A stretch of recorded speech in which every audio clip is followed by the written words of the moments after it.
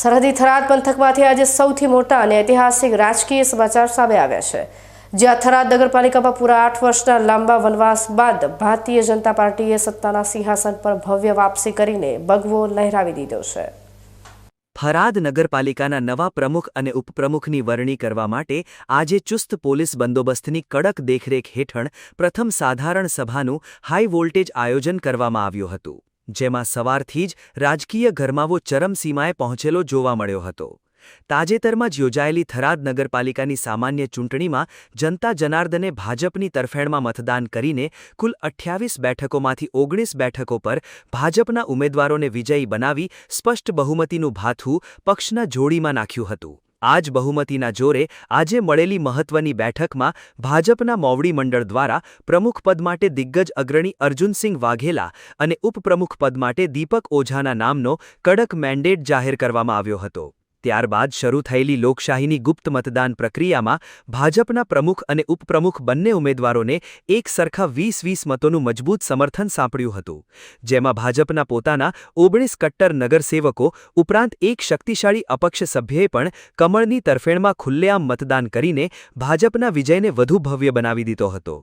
બીજી તરફ આ રાજકીય જંગમાં સાવ નબળી પડેલી વિપક્ષ કોંગ્રેસના પ્રમુખ અને ઉપપ્રમુખ પદના ઉમેદવારોને માત્ર 8 મતોથી જ સંતોષ માનવો પડ્યો હતો અને સત્તાની બાજી સદંતર વિપક્ષના હાથમાંથી સરકી ગઈ હતી। ચૂંટણી અધિકારી દ્વારા સત્તાવાર રીતે ક્ષત્રિય ઠાકોર સમાજના અર્જુનસિંહ વાઘેલાને થરાદ પાલિકાના નવા કેપ્ટન એટલે કે પ્રમુખ અને દીપક ઓઝાને ઉપપ્રમુખ તરીકે વિજયી જાહેર થરાતા જ પાલિકા ભવન ભારત માતા કી જયના ગગનભેદી નારાઓથી ગુંજી ઉઠ્યું હતું। પૂરા 8 વર્ષના લાંબા અંતરાલ બાદ થરાદ પાલિકા પર ભાજપે કબજો જમાવતા જ કાર્યાલયની બહાર એકત્રિત થયેલા હજારો ભાજપના કાર્યકરો અને શુભચિંતકો હર્ષોલ્લાસમાં ડૂબી ગયા હતા અને સમગ્ર થરાદ શહેરમાં અબીલ ગુલાલની છોડો, ઢોલ નગારાના તાલે વિજયી નૃત્ય અને ફટાકડાના ધડાકા સાથે દિવાળી જેવો ભવ્ય માહોલ સર્જીને નવનિયુક્ત પદાધિકારીઓને ફુલહારથી લાડ લડાવ્યા હતા। તો હું થરાદની જનતાનો ખૂબ ખૂબ આભાર વ્યક્ત કરું છું પ્રથમ કે જેમને નગરપાલિકાની ચૂંટણીમાં 28માંથી 20, 19 અને એક અપક્ષ ભારતીય જનતાને અમૂલ્ય ભેટ આપી। આજે એનો જ નતીજો છે કે ભારતીય જનતા પાર્ટીના શીર્ષ નેતૃત્વ અને આપણા માન્ય મુખ્યમંત્રી શ્રી ભૂપેન્દ્રભાઈ પટેલ સાહેબ અને જગદીશભાઈ વિશ્વકર્મા સાહેબ અને તમામ જિલ્લાના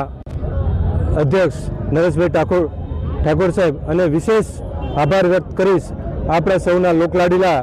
અને થરાદના યશસ્વી નેતા એવા આપણા શંકરભાઈ ચૌધરી સાહેબનો અમે સૌ હું અને અમારી 20 સભ્યોની ટીમ એમને ખૂબ ખૂબ આભાર વ્યક્ત કરીએ છીએ કે જેમને આ પ્રમુખની જવાબદારી અને ઉપપ્રમુખની જવાબદારી મને અને દિલીપ કુમારભાઈ ઓઝાને આપી એ બદલ એમનો સૌનો ખૂબ ખૂબ આભાર। સાહેબ, નવો જિલ્લો છે, પ્રથમ વખત પ્રમુખ બન્યા છો, થરાદ નગરપાલિકાના લોકોનો કેવા કામ? લોકોના કામ હંમેશા પ્રાથમિકતામાં જ રહ્યા છે ને આવનારા વર્ષોમાં આપ સૌને દેખાઈ આવશે કે કેવા કામો નગરપાલિકા થ્રુ ભાજપની બોડી બેઠી અને સર્વમત અનુમત એટલે કે 20 સીટો જે પ્રથમવાર